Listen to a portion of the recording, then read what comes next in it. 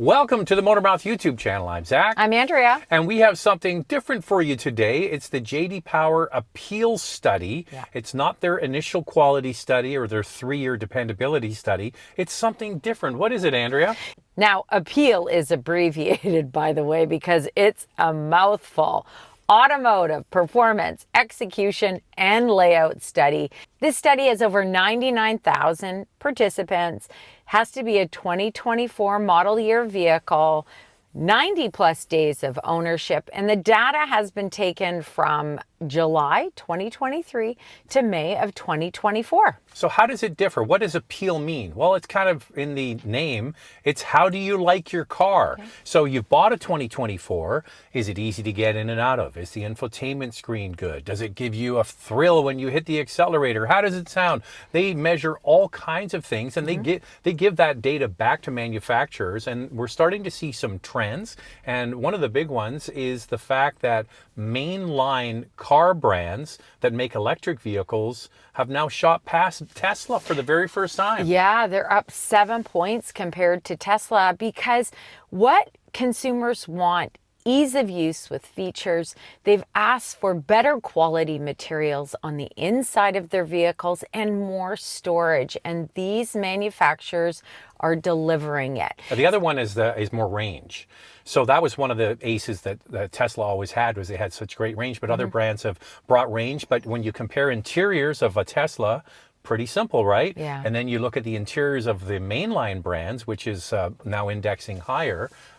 They've done well. Now, some of you complain about these studies that we do at times saying, oh, 90 plus days doesn't offer this. Well, what I can tell you, and I think Zach would agree with me, we have a brand new Volkswagen GTI, and I can tell you in 90 days exactly what I like and what I don't like about the vehicle. And what gets me super excited about it. These studies are great for manufacturers, suppliers, because in these studies, sometimes a vehicle is highlighted with an amazing feature that one vehicle has, competitor doesn't have. And when manufacturers work on future products, they can add that in. Well, one thing that really indexes well above a lot of other features are in-dash connectivity with your phone. People want to have the simplicity of their smartphone embedded on the screen, and that is done through Apple and Android, Android Auto and Apple CarPlay. And if you have those features in your car and you use them in this APEAL study, you're happier. It's the simplicity of it. We use our phones all the time, and we want that connection with our phone in our vehicle. It only makes sense. Now, what's exciting about this study is that consumers are saying that they are happier with performance of vehicles and design of vehicles. So there's been a decline over the years, and guess what? It's up 2 points this year, so that's a good thing. So what they do is they measure vehicles up to 1,000 points. That's the best score you can get. Now, the industry average, as Andrea mentioned, has moved up 2 points. That's a good thing, to 847 points. The interesting thing is that electric vehicles score higher, and it's probably got to do a lot with that quick acceleration and the thrill of driving. Yeah, fuel usage. Fuel usage, yeah. So electric vehicles that are not Tesla have gone to 877 points, so better than the industry average, but Tesla still has a strong rating at 870. And I think the big part, as we mentioned earlier, is that EVs from mainline brands are getting more range and often have much nicer interiors. So let's talk about luxury brands.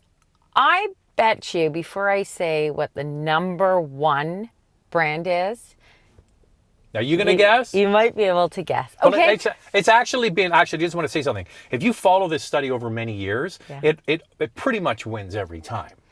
And it makes sense, yes, doesn't it? Porsche. Because when you drive a Porsche, it's a brand, it's an aspirational brand. You want it, the power delivery is amazing, it's engaging, it's exciting. So I can understand why it's number one. In the mass market brand, it's Mini.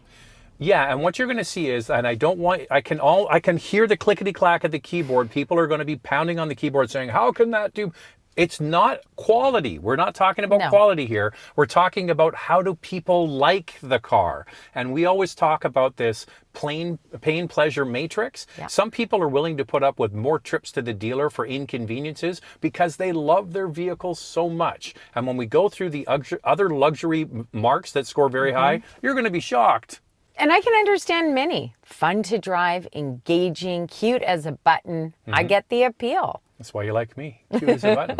So back to luxury brands, and I think you're going to be shocked. We already mentioned Porsche is not just number one in luxury, it's number one overall. What's number two? Jaguar, and then Land Rover. I don't know. I'm not surprised about those. We did a review on a Jaguar recently, and I couldn't believe it. Couldn't believe how fun it was. Yeah, we really liked it a lot. That was the F-Pace.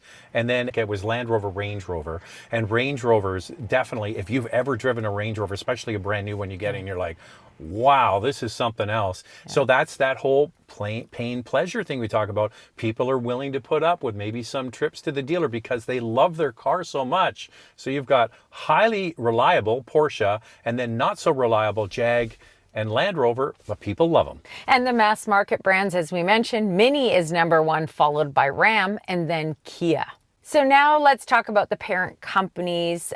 J.D. Power has given them some awards, and let's break it down. Number one with 7 awards is the Hyundai Group. And that includes Genesis, Hyundai, and Kia. They're doing a lot right. They have high quality scores from their other studies, and they now have high appeal studies. So a Hyundai Group is doing very well. And when we drive these cars all the time, and every time we get in them, we're like, wow, they really sort of punch above their weight, especially for price. And you know what's interesting is that people are looking for more with interiors, and you see that with the Hyundai Group, thinking outside of the box, offering more tech than some other brands, and nicer interiors. Nice materials, yeah. Number two with awards goes to BMW AG, so that's BMW Mini, and they got 4 awards. And then finally, the Toyota Motor Corporation with 3 awards. Looks good for Toyota. They've got so many different powertrains, so many different vehicle options. So high marks specifically in the Hyundai Motor Group include the Genesis GV60, the Hyundai Santa Fe, the Kia Carnival, the Kia EV6, the EV9, the Forte, and the K5. For BMW AG, the standouts are the BMW 2 Series, the 7 Series, the iX, X4, and the Mini Countryman. Toyota scored well with the Lexus LC, the RX, and Tacoma. Stellantis, the Alfa Romeo Giulia, a favorite of ours, and the Jeep Wagoneer. Volkswagen Group had the Porsche Taycan. Jaguar Land Rover, the Range Rover. And Ford Motor Company had the Ford Super Duty pickup. When it comes to J.D. Power studies, I take what I need from this study if I'm looking for a new vehicle.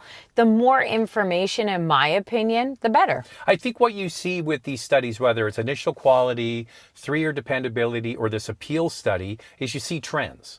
And you can start to see trends. You see Hyundai Group, Hyundai, Kia, and Genesis with higher quality vehicles in their studies and more appealing. Porsche always ranks near the top.